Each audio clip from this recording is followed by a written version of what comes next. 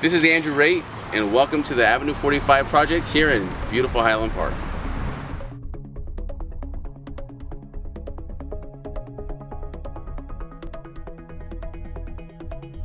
How you doing? This is Andrew Raitt. I'm here at the Avenue 45 project, which is become a beautiful duplex.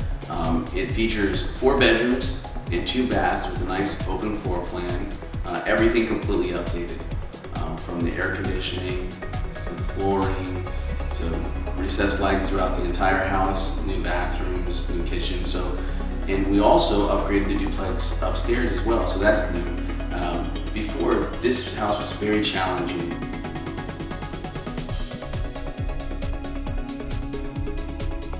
Hey, this is Andrew Raitt. I'm inside the house on Avenue 45 in Highland Park. This is going to be the main house. Talk about a lot of work. We're completely taking down walls, moving things around. Actually, we're shoring up parts of the house too, just to make sure during our demo we're not going to have any structural issues.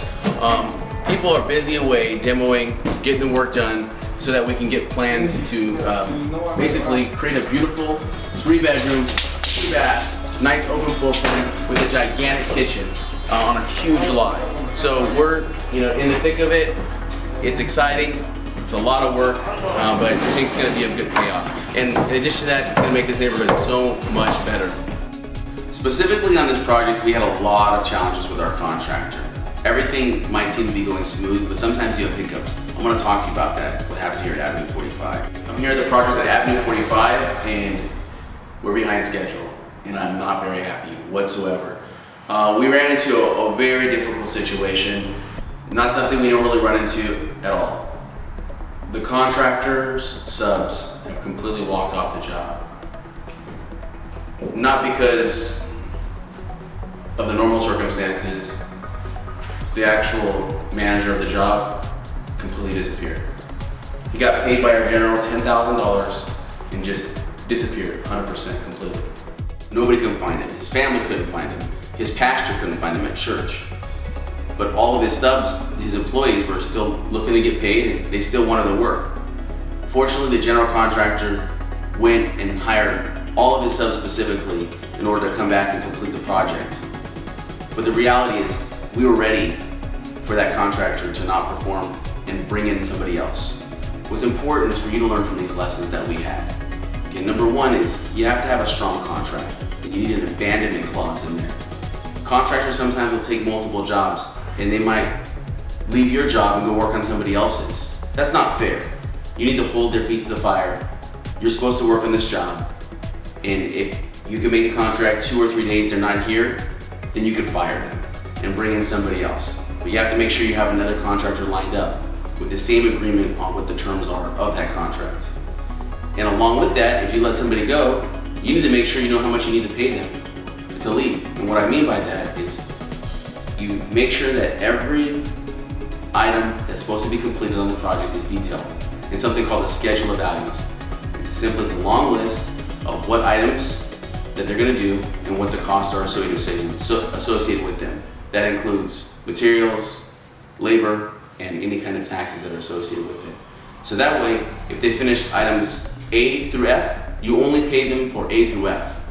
But in addition to that, to make sure they're not going to come back and say, hey, you didn't pay me, I'm going to file a lien against you, or one of their subcontractors file a lien against you, you get something called a lien release, meaning you paid me for this work from A to C, and I'm giving you evidence of it, so that later on, they can't come and try to collect or file a lien on your property. And in addition, like I mentioned earlier, having another contractor behind, ready to go to start the work is critical, because your time is very, very, very precious, and also you're probably paying something for the money. If it's not yours, your money's worth something.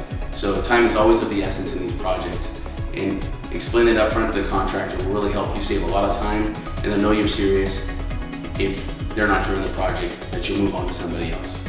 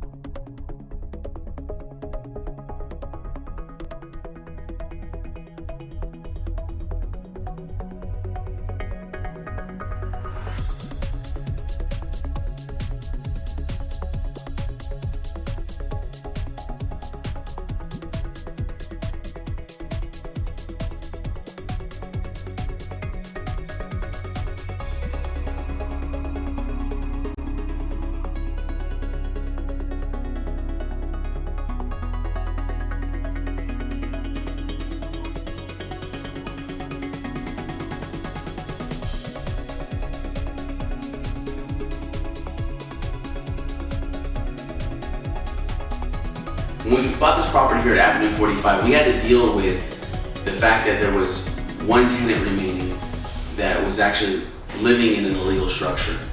There's very strong rent control laws in Los Angeles, and you have to really be careful on the way that you operate any kind of construction or how you're gonna, get the tenant to move out.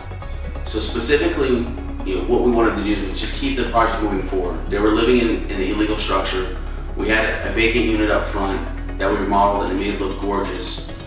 We tried to negotiate for them to leave, but at the end of the day, they really love this home, and we wanted to keep the project moving forward. And we had to think, how do we shorten our timelines? How do we finish quickly and get it back on the market for us to sell this property and exit our investment? So we were able to successfully get them to move up to a gorgeous home, having a better place to live, and it was a win-win for both of us. In addition to that, you can also negotiate sometimes directly with them for some kind of cash or keys, or sometimes you can actually have the ability to have them move out and you have to pay a relocation fee because of circumstances like you're going to be occupying the unit or your family's going to be occupying the unit. Now, I'm not a lawyer and I'm not giving you any legal advice, but I'm letting you to make sure you understand what the consequences are if you buy a house that has somebody in it that's renting, and there are rent control laws, whether you're living in New York City, which is probably one of the most challenging, or some other metropolitan city where they have rent control laws, and doing what's legal and what's right and understanding what your options are. And that's what we had to deal with here, and we were successful here at Avenue 45. The worst case scenario that we thought was having to have a move up upstairs happened, but we underwrote that in our investment.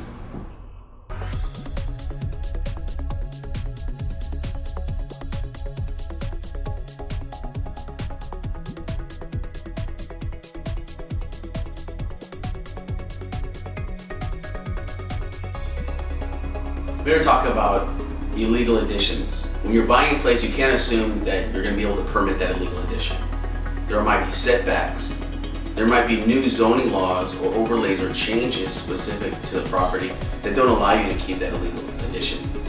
So in specifics at Avenue 45, we know that there was an illegal addition in the back where the family was living.